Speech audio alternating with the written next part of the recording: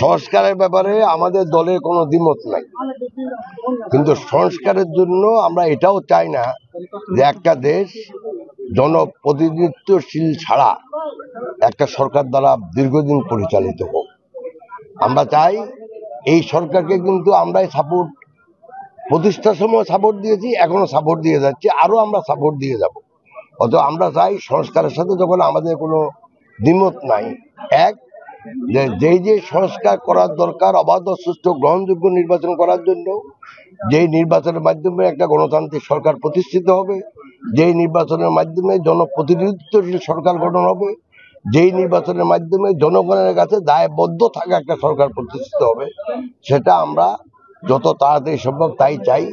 সরকার বলছে এখন যে এটা ডিসেম্বর থেকে জানুয়ারিতে হবে, ঠিক আছে, কোনো অসুবিধা নাই, কিন্তু যখন ডিসেম্বর থেকে জুন বলে তখন কিন্তু আমাদের একটু দ্বিধা লাগে। বিনিয়োগের জন্য ওনারা যে সম্মেলন করছে সেটাকে আমি সাধুবাদ জানাই, কিন্তু বিনিয়োগকারী তো বিনিয়োগ করতে হবে, খালি বিনিয়োগকারী ঘুরে গেলে তো হবে না। তো আমি ওনাদের যেই এফোর্টটা ওনারা দিচ্ছে সেটাকে সাধুবাদ জানাই, সরকারকেও সাধুবাদ জানাই।